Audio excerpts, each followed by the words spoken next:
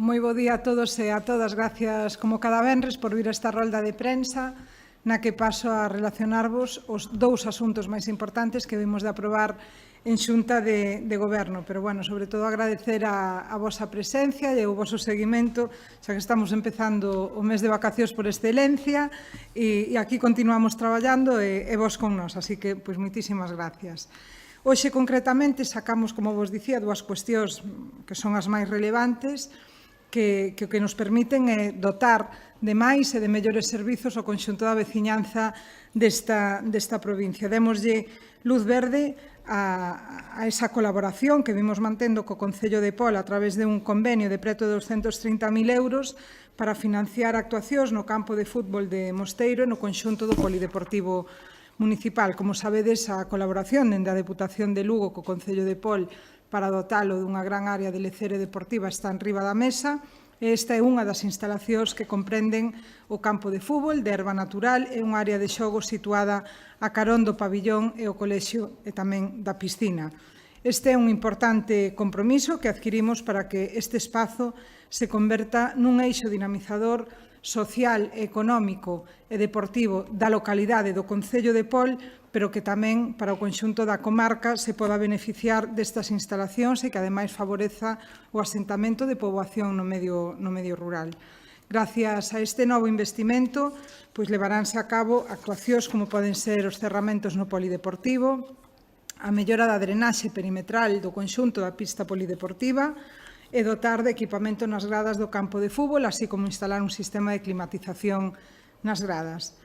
E, por outro lado, o outro asunto importante que vos dicía é o último paso administrativo para pagar, neste caso, 14 subvencións dentro dese programa importante para o conxunto da veciñanza da provincia para dotar para a dotación e mellora de servizos comunitarios. Como sabedes, isto é un conxunto de axudas para entidades asociativas do conxunto da provincia de Lugo que veñen a beneficiar fundamentalmente a calidade de vida no medio rural.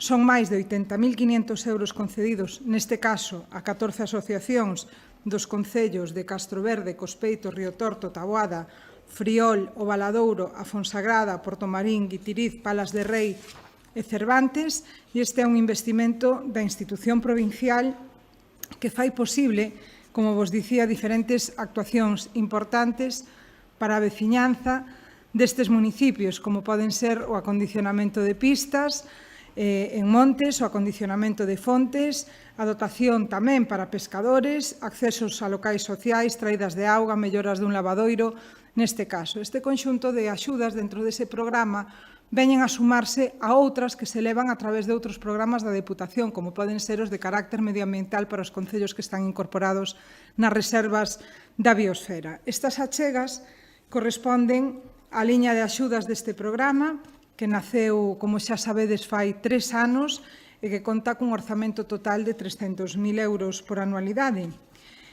De aquí beneficianse asociacións e agrupacións de veciños e veciñas, comunidades de usuarios e usuarias de augas, comunidades de montes e asociacións de gandeiros, agricultores ou produtores forestais dos 67 concellos da provincia. O noso obxectivo é poder realizar, con achegas que oscilan entre os 1.000 e os 6.000 euros, investimentos en inmobles ou equipamentos que lle permitan mellorar, como vos dicía antes, a calidade de vida o conxunto da veciñanza. Esta é unha cuestión fundamental, sen dúbida, para fixar poboación no medio rural.